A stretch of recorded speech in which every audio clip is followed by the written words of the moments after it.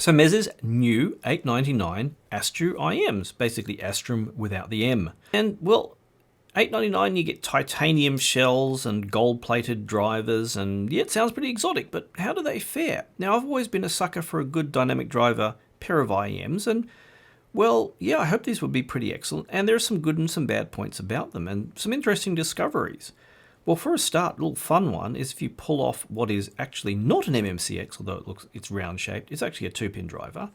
The serial number is under the plug. It's actually on the IEM just there around the edge of the socket. It's only on one side though, and there's little stylistic touches everywhere, like the grill has a kind of a stylistic design, and you have these ear tips which have a little earwax catches, and you've got aluminium and that really funky splitter I'm sure you've already seen online. That is pretty rad.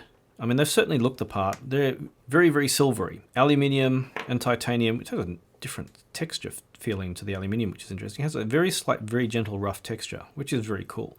And you have vented drivers at the back, and there's actually a vent underneath the ear tip, so that you get an improvement in sound that way. And, well, I won't get into too many details about the ergonomics, but they fit me fine. So that's kind of an individual thing, and they're round, so they probably, I think, should be fairly easy to get a fit. But they do come with 6 pairs of ear tips, so you can get a good fit, which I'm happy about, rather than the usual 3 or 4. One of the fine details I found was the ear tips are wider bore. Now you think, what's the deal with that? Well, normally when you have a dynamic driver IEM just firing straight through to the bore, and not in a controlled chamber, which you see in like the FIO IEMs, the width of the tip will decide how much bass you have, or basically the ratio of treble to bass, depending on how restricted that is. The problem that comes up is a lot of IEMs, say like Final, just to give one example, or the RE2000s from Hi-Fi Man, have narrow bore tips by default. So if the treble's a little bit edgy and you want to reduce it and kind of prioritize the bass, you can't go any narrower than narrow. Whereas with these, at least, you start off with a pair of, well, wide-ish bore tips. So if you want more bass, you can put on narrow bore tips. Say like Final Type E again, or there are various kinds of narrower tips which will drop the treble a bit or put a bit more emphasis on the bass. The tips I rolled, I'll talk about in the sound impressions, but bear with me. First up, what I wanted to do is make sure that they don't need any hours on them to work. Meze have told me with other models they've had, like especially the headphones, that they weren't running them in at the factory. I don't know about now. And that meant that I found that with drivers, very early on in their life, they will make significant changes in the first few hours. And then after that, they may be subtle. So that whole thing, oh, burn-in's a myth, no, it's not a myth. No, it's not like that. It's like, what happened at the factory? And so, there's nuance to it. I just thought I'd run them in the M33 for days on end with it plugged into the power and just not care about it, then have a good listen. Now, initially, actually, they sounded very fun and punchy and still have very good, somewhat prominent north of neutral bass.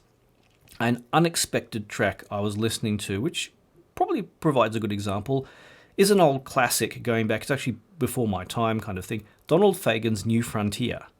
And that's an old classic sort of kitschy track, but it's kind of fun.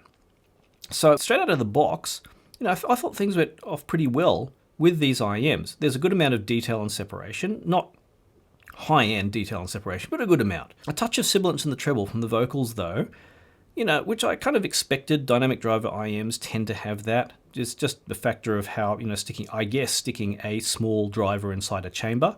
I didn't find anything like it going away with use either, which is a bit of a problem. Older pop and rock, for example, doesn't tend to be so bright like that Donald Fagen, so that I didn't notice any major sibilance issues, whereas with modern music, which tends to be mastered somewhat brighter, it did end up becoming a problem. I have a playlist full of things like Thievery Corporation, and there's some stuff from the Garifuna Collective, which I've probably never heard of, but very basically what I loosely call DJ music or club music or mixed music. And that stuff was a lot of fun with these. And that's where dynamic drivers can really shine. They can be just very entertaining when you want some good bass punch. And the overall sound signature, I wouldn't necessarily have called, it's definitely not flat, a bit more bass emphasis. But then the interesting factor was, of course, the mid-range. Now, the mid-range tended to sound a little bit kind of bloomy, a little bit aggressive. And that was a little bit of a problem because it sounded a little bit too much. And I thought maybe that's an issue with ear tips. Now, with ear tips, they are basically a chamber of sorts, right? So you do have sound bouncing off the inside of these ear tips. with the sound bouncing off in there, that can end up sounding a little bit aggressive, a little bit harsh, and that can be a little bit problematic. So what I thought I'd do, that's a good opportunity then to start rolling ear tips, because some ear tips actually specifically deal with that issue. And things like JVC spiral dots, which there's now a pro version, for example, or you have the Elitech Baroque tips, and there's one more I'm going to show you in a sec. So the Elitech Baroque was an obvious answer. I tried those early on, I think before I put a lot of hours on them, and the result wasn't quite so what I was expecting, but probably a little bit later was a bit better. Where I tended to use for a bit was the Spiral Dot Pros. They have a spiral of dots inside, and that reduces the internal reflections, and now they have some bumps in there as well, which, yeah, I'd be really curious to know how that works acoustically. But it felt then, putting the spiral dot tips on the Astru, that the mid-range was pulled back a bit, but it wasn't the mid-range being pulled back, it was that slight aggressiveness being, and that slight bloom being reduced by reducing the internal reflections. And then you ended up with maybe a slight V shape. Well, there's a prominent bass, and the treble I didn't feel was so prominent, but yeah, we talk about the treble separately. So one of the interesting ear tips I got, which was recommended by a manufacturer that had a similar issue with a pair of their IEMs, was from actually the same maker as this plug, the Pentacon, the official maker of the Pentacon plug, which is called the Correir. C-O-R-E-I-R. Correir? I don't know how you're supposed to pronounce them, but anyway, that's the most irritating spelling, but they're really fascinating because if you look really closely, this black section in there is actually aluminium. They have different versions which have stainless steel or aluminium, and the ones I have are, yes, aluminium, glancing over at my browser. And they have some kind of maybe, I guess they damp vibrations or something along those lines, because putting those on, it had a similar effect to the spiral dots where it calmed down the issues with the mid-range. And I think these ended up, for me, working the best. So they're a little bit expensive. I think they're about somewhere around $30, depending on the exchange rate. So a little bit on the expensive side, but still, they're silicone and they're comfortable and they worked out for me. Having calmed down the mid-range, the main issue then was the sibilance of the treble. Now, I found, like in that Donald Fagen, that vocals tended to come through somewhat sibilant. Now, if I listen to a lot of acoustic music, maybe even more modern acoustic music where there aren't vocals, then, and depending on the amplification, and that's what I'm going to talk about next, then the sound was quite excellent. You could get quite a bit of space, especially with better amplification, and they just sounded pretty fantastic, especially for just IEMs rather than headphones. However, if I put on something like, an example would be Lord Huron, or a lot of modern pop or rock, which tends to be a bit harsh and edgy, then it was just death by sibilance. And it was just too much, and I couldn't stand it. Now, someone maybe with different ears, or maybe who's just used to that kind of brightness and maybe that edginess, might not find it a problem. But I'm used to, of course, high-end gear. But let's talk about amplification, because that's where things got interesting as well. Now, remember I talked about plugging them into the M33. Now, the M33, being a sub $1,000 DAP, has, well, basically decent amplification, but not fantastic amplification. Like, you can do better. You go above $1,000, generally you get better amplification out of your DAP. It'll drive any headphones or IEMs better in general. So I found that with the Astru, that the bass was a little bit bloated, the sound stage was a little bit not so clear. And then what I did for fun is I pulled out this old DIY Japanese amp called a Sound Potion Monolith, which I reviewed well over 10 years ago, which is basically a couple of what I guess everyone calls vaping batteries, or now torch batteries, the high-powered ones, next to a discrete amp sitting on a couple of circuit boards in there, which is pretty cool. And I kind of use it I pull it out for fun occasionally, and I plug it into DAPs to compare, well, how's the headphone drive or how's the IEM drive versus this, as a sort of comparison. And it definitely was a step up going to dedicated amplification. So because I have in here the new Shit Audio Jotunheim 3 and I have the Asgard X, I thought, well, this would be a good chance to try the Jotunheim 3 with something like a pair of IEMs, because the Jotunheim 2 wasn't particularly good with them. And using the Halo output, which is the 4.4mm output, even better sound quality. Is like, oh, they scale up with good amplification. So then I thought, for fun, I'll plug them into the DCS Lena System's balanced output of the amp. Even better still. Really fantastic soundstage, really great. But it didn't fix the sibilance issues. And one more thing, and this is something I went back to, and certainly downgrade from the Lena System, but still a really good little unit.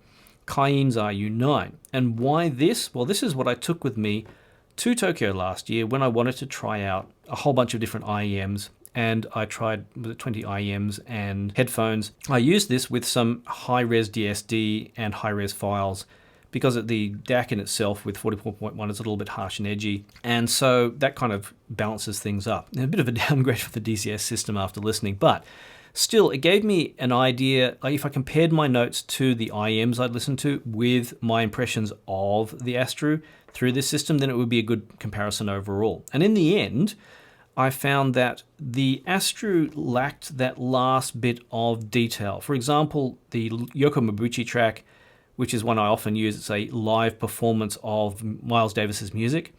That you can hear things like the space of the venue or the note decay and the fine details of, say, trumpet notes with the high-quality IEMs, even out of this RU9, but I wasn't hearing all that fine detail out of the Astru. So it's not any kind of giant killer that's going to beat, $2,000 IEMs, for example. $2,000 tribrid IEMs that use electric drivers and a whole bunch of other stuff still did better. So, well, $899, it maybe was kind of closer to spot on in price, in that very fun IEMs, really good with music that requires a lot of bass punch, great with older music that isn't so bright, but modern music, well, that harshness in the treble from maybe it's just a dynamic driver factor or the factor of sticking a dynamic driver in a chamber such as this, that's not solved. So, yeah, almost there. Now, if they found a way to remove that sibilance that you get with dynamic drivers in around whatever it is, 6-7 kilohertz, that would be fantastic. And that's really the only thing holding me back from saying, these would be good all-rounders. But the thing too is that they scaled up with better amplification, so you can really get a lot out of them. You get better tips, and you don't mind that, well, they're just going to be sibilant on some things with a lot of vocals. So as always, I hope that was useful. I'll have a link in the description to them, Meze's online shop, and a couple of others.